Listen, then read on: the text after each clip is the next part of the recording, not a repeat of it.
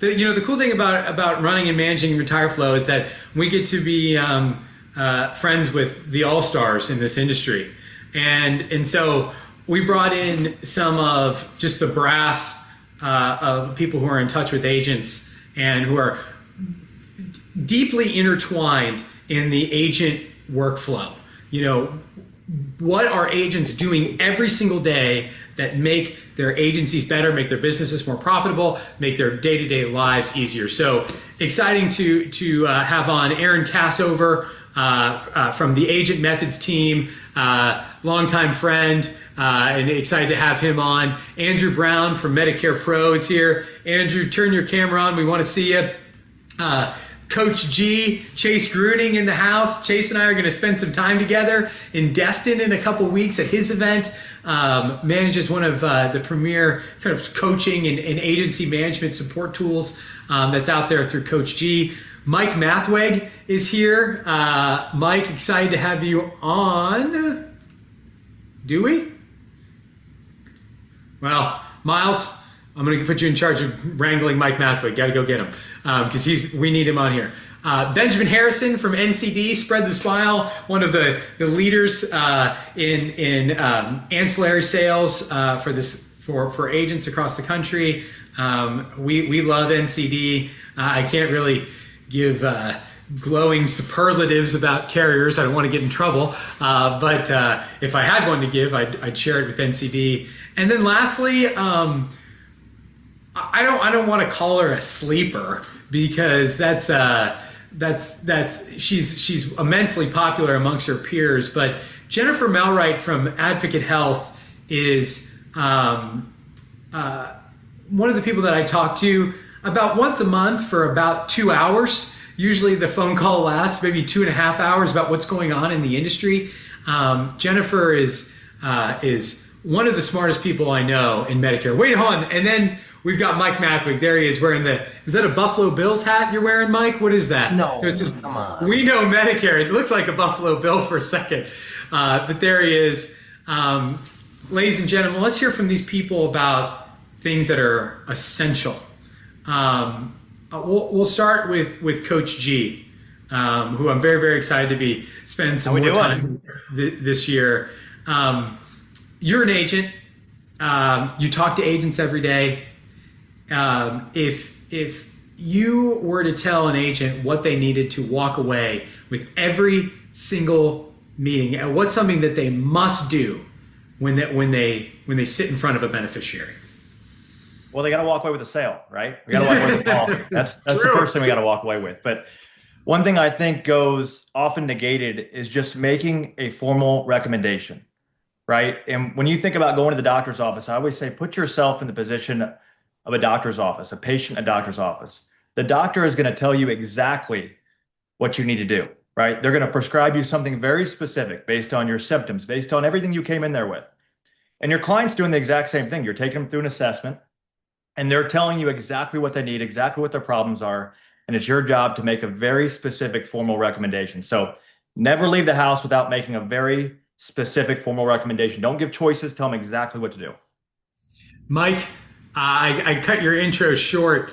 Mike manages We Know Medicare, one of the premier FMOs in this country, and really has a knack for acquiring books of business. You heard Justin talk about it previously, but kind of looking at the business through an acquisition mindset, but putting sort of your agent hat on right now. Talk to me about what you feel is an essential for every meeting. So when I was an agent, first thing I always did is I had a magnet business card, and I would always throw it on their fridge before I left because you would put it on their fridge for them? I would walk into their kitchen and put it on their fridge so they would not forget who I was. But like kind of what Chase says, like number one, the sale. But if you don't have the sale, clear next steps and let them tell your client exactly what's going to happen over the next week or two. The other thing I love to do is tell them where risk is that will open up a door to potentially sell them another product. But just Yeah. knowing And exactly what happens next is the biggest thing where people miss. I couldn't agree more. And illuminating those next steps for people is so important. Andrew Brown, Medicare Pro, one of America's leading CRMs. Talk to us about what's important to walk away with a meeting from. Yeah, for sure. This may sound a little cliche or funky, but I think one of the most important things is leaving the appointment with a friend, right? So building trust, having that beneficiary know that you really do care about them and you care about the outcome of what you're doing with them. Um, I think that's one of the single most important things you can walk away with is that trust and friendship. Um, and then also an attitude of gratitude, just being thankful that you have the opportunity to help this person um, navigate the maze of Medicare.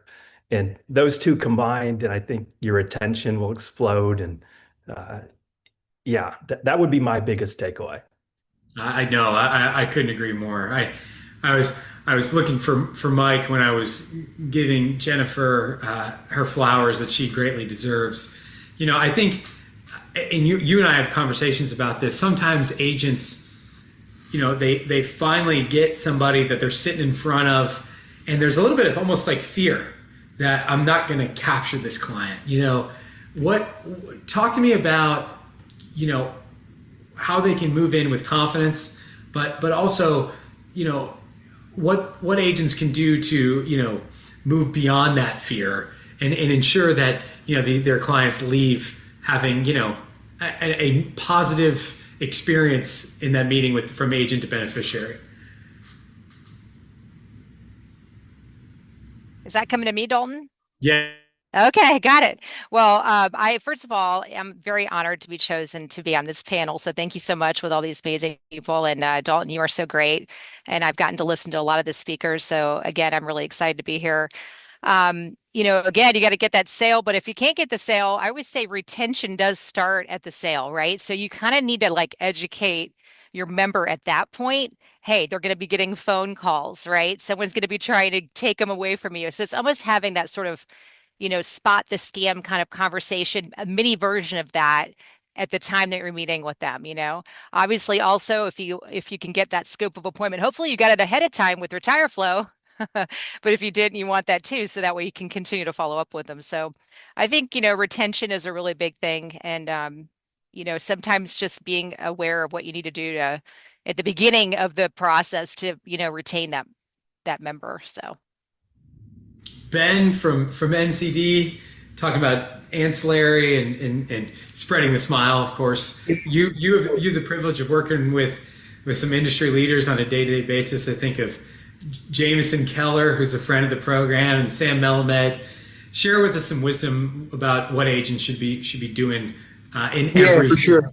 I think what everybody said was right, but I do really want to kind of hone in on what Chase and Mike were talking about up toward the front, right? So the idea that the agent is in there as a real expert, right? And I think it was Chase earlier who used the analogy of going to a doctor and when you go into a doctor with I don't know, stomach pains, it's not like they give you an Advil and they solve the stomach pain and that's it, right? The doctor really takes a whole health kind of perspective, and they look for what are other root causes and what are other risks out there that we can help to kind of attack so that we're not in here again and with the same problem. We should have the same concept, right? The same idea as ourselves, as the experts going into that conversation with a beneficiary and walk out of every interaction with our new client, remember, with a plan to make sure that we've got their whole healthcare and kind of our aspect of the fiduciary responsibility addressed, right? So you're going in, you're talking about a Medicare Advantage conversation, but at some point in that conversation, whether you're highlighting the gaps in dental coverage that exist in the Medicare Advantage plan, or what will happen if they go into a hospital and the kind of cost exposure that they'll have, and how a senior hospital indemnity plan might be able to help kind of address that. right? And then they can pivot that right into the conversation, just like I think Mike was saying earlier, into the next sale right then and there in the conversation, or they can walk out of that conversation with a plan of next steps, right? That, okay, we'll revisit the dental coverage in 2 weeks, or after AEP is over, we'll come back and we'll talk about that senior hospital indemnity plan. And so then you're building yourselves up, and just like what Jen was saying, like that's the next step in retention, right? Making sure that you've got regular touch points with your clients over time is the best way to build retention. And then you'll illustrate value over time so that when they eventually have some kind of tooth pain or they have to use their Medicare Advantage plan, they're not caught off guard with surprise costs or bills because you've already addressed those needs through your dental plan or your vision plan or your critical illness plan or your senior accident or senior hospital indemnity. Again, all of these different ancillary products that all have their place. I think that's the big thing, right? It's just walk away with a plan to how we're doing whole healthcare coverage. Chase, I'm going to come back to you in a second, but the things that Ben Harrison say remind me of Galen Hendricks, who I know is your good friend. But there is a discussion to be had about, okay, walking away from this meeting, understanding the gaps. And Ben brings up a great point there. Now we have a goat among us, Aaron Kassover from Agent Methods. And I think what I'm also curious about, and you work with so many agents, and I also would be interested in hearing a little bit more about Agent Methods for the agents who don't know about it. But talk to me about the data element. What should agents be walking away with every meeting they take from a data perspective? I don't want to talk about our clients, our senior clients as data, but there is some elements to this where we can really maximize our business. So, Aaron, I know you're passionate about this subject. Oh man, are we too early in our panel for a rant?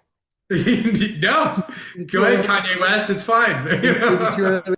Okay, so this is something I think about a lot, and I believe there's a really good chance you've already won or lost the meeting when you walk into the room. Of course, you want to win it, but the cards may have already been dealt by the time you walk in. Because your prospect has gone online, they've Googled you, they've found your website, they've found your RetireFlo splash page, they've read reviews, they've already formed an opinion about you, and they've already decided if they like you, if they want to do business. And so with that in mind, and with the data question in mind, the thing that I would never walk out of a meeting without is your client's email address. And I'll tell you, I am shocked. I am constantly surprised by how many agents I talk to every day that don't have emails for their clients. They don't ask for it. They don't collect it. They're like, oh, I don't have that. And in terms of data, email is the most valuable piece of data, the most valuable asset you can get from a relationship. Number one. What's number two? I'm just curious. Oh, Email's number one. What's second? okay. Well, it's a distant second. I don't even, I mean, there's a bunch of things come number two. It's hard to even say for a number two because email is the key. Yeah, I agree. It's the key that lets you, ask for that review after the meeting, which feeds back into that first impression in the future. It's the key that lets you stay long-term in front of your clients, like we're talking about relationship building, retention. It's what lets you educate them about changes. It's what lets you earn that right to cross-sell. And if you don't have that email address, all that disappears, all that value disappears. And all you have is that single transaction. But the email is what locks in a client relationship. So I don't know second. I couldn't agree. I couldn't agree more. It makes me antsy thinking about how many agents do that. And you're like, Yeah. Jennifer, I'm curious your thoughts. Aaron said something controversial in his statement there is that the meeting is already won or lost, that this beneficiary has looked you up. They've done research on you. They have an opinion of you. Do you agree that's true? And we're all friends here, so if there's a friendly disagreement, it's okay. But I'm curious what your thoughts are on that. That's probably true. I mean, especially if they're, we'll call it a younger client, that is internet savvy, which they are more now, right? The new 65-year-old is, younger than ever before. It's funny, there still are clients though that don't have an email, which is hilarious. I know there's probably agents thinking of that, but so that maybe it's the phone number is number two, right? But I think there's so many great tools. I think we heard about it in the other panel. You've got these landing pages. I mean, you don't even have to have, something that's this fancy website anymore, because you could just basically call it a digital business card, right? I mean, those exist out there. That could be your web presence. That can be embedded with your RetireFlo link that you talked about, and the QR code, right? Another plug for you guys. So just something that they can see the presence. Your little splash now gives you all the reviews, to Aaron's point, right? Because they're going to be looking on there to see, who is this person.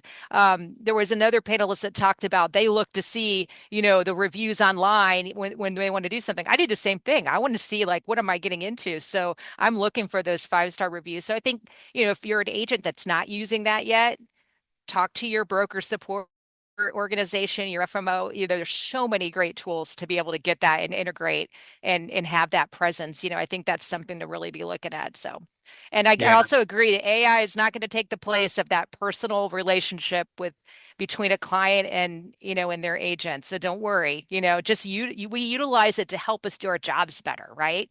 So that's my Is opinion. is that a real giant A for advocate behind you, or is that a Do you green like screen? this? Yes, it is. I made my background for you there. I'd like to have one back here. Mike, you deal with a lot of agents. Much of what we're talking about here is standard operating procedures. Okay, and I don't want to sound too military, because I'm not, but I think it's really, really important. You might find this, but the experience that I've found, sometimes agents fear. They've got somebody in their office, or they've gone to somebody's house, and the beneficiary might not want to play ball necessarily with a standard operating procedure, making sure that, I hear agents get, grumbles about scopes and things like that, which of course we have to have. But beyond that, how do agents protect their SOPs? What can agents do to ensure that they get the bare minimum essentials, and not get discouraged when a beneficiary doesn't just hand over their email and their cell phone number for an SMS opt-in, and etc. Okay, so I'm a geek when it comes to SOPs. Like, you're like talking my love language right now. So, like, the thing is, for SOPs, it's not really for you. It's for the future you when you start growing a team. Because if you're the best person at writing apps and you have this process dialed, like you brought up, the bundle queen. Like, if you have all of this down to an absolute science, and now you want to go and grow from a one-man shop to a three-man to a 50-man shop, you can take that SOP and now you can rinse and repeat. Because, guys, there is no secret sauce. It's rip and duplicate. Find something that's working. Like, Dalton's dad has a fantastic agency. Copy what he's doing and run with it. But the thing is, you also have to revisit these. An SOP 3 years ago has gone upside down completely. Sure. If you're not using automations with RetireFlo, Medicare Pro, and everybody else, like, it's out of date. Talk to me about that, and I want to hear Andrew on that subject. If Andrew, if you could dream up an SOP, you have a technology tool that is one of the most popular in this industry. How would you dream it up? What would that SOP look like for an agent? Yeah, I had to look up SOP real quick. Standard operating procedure, and I think the chat needs to know that phrase, because it's important. Yeah, no, I got it for sure. Yeah, it is important, right? The more you can automate and just hand off to tech is probably better. That way you can focus on the things you want to do. At least within Medicare Pro, there's some pretty cool automations you can just build right into your workflow. So, when you write a policy, when you update a policy, it's just automatically doing the things you want it to do. Like, okay, let's send a text message, let's send an email to the member. Here's your policy details, and then just add on to it as you see fit. So, like, let's do a 1 month, 3 month, 6 month follow-up. That way, when AP rolls around, you've touched that client as many times as necessary. They know exactly who to call. Yeah, it's brilliant. No, Andrew, I would venture to guess that, okay, we got, 1,400 people on this call right now. I wonder how many of them have, and put it in the chat if you do, because we'd love to hear about it, is what are the automated messages that go out right after a meeting? And by the way, if you're one of these people on this call who there is nothing, I think it's time to adopt some. Coach G is, Coach, chime in here. Tell us about, what you see is important in that follow-up schedule. Okay, the meeting's happened. What are we hitting our prospects with? What are we hitting our newly enrolled clients with? Yeah, I've got some sugar for you. I think it needs to go as granular as what type of product are they buying. So Justin mentioned some great agencies earlier that we worked with. And one of the main things we teach agencies is if you're selling the T65 market, you should always be placing a product. And if they're more than 6 months out, we're always placing supplemental coverage. And we're sending follow-up automations based on the product they're purchasing. If they haven't purchased a Medicare product yet, we want them going on a different journey than if they've purchased a Medicare product. So if they're a MedSup only buyer, an MA only buyer, or an ancillary only buyer, they're going down a completely different journey. And I think that lends itself to the appropriate post-sale path for them. Yeah, because it's a life cycle. It starts from the moment that you meet them. And so, Ben Harrison from NCD, you've got a lot of experience of talking about, okay, weaving this story in. It's one thing to get somebody's Medicare Advantage plan. It's another thing to make sure that the gaps are covered. Where does the story of, okay, I got to know my potential prospect reached out to me and said they want to work with me. They're coming in and looks like it's going to be Medicare Advantage, and then now they're a client. Where does the story of ancillary weave into that? And what are successful agents doing? Yeah, early and often, right, is the short answer. And we talk about process is so important, and that's how we think about it all the time. A great agent can be built on skill. Great agencies, great businesses are built on process, right? And so just understanding first, as you're getting to know your client, right, you're going through the discovery phase, you're asking questions about how they use their plan and what they use it for. Fold in, right, some dental care questions. When the last time you went to a dentist? Which dentist in town do you go to? Right? When's the last time you had a filling? If they said that you're going to need a root canal or an implant in the next 5 years, right? These are good discovery questions that help you understand, again, from a whole health perspective, right? Are they attending a dentist regularly? Because that's going to make a difference on what kind of products you present. Have they been given some kind of prognosis or some kind of indication of future dental care they might need? Or do they have recent dental care that they've had? Because it's often an indication of what they'll probably need soon in the future as well, right? People who have had fillings in the last couple of years tend to need fillings in the next couple of years, right?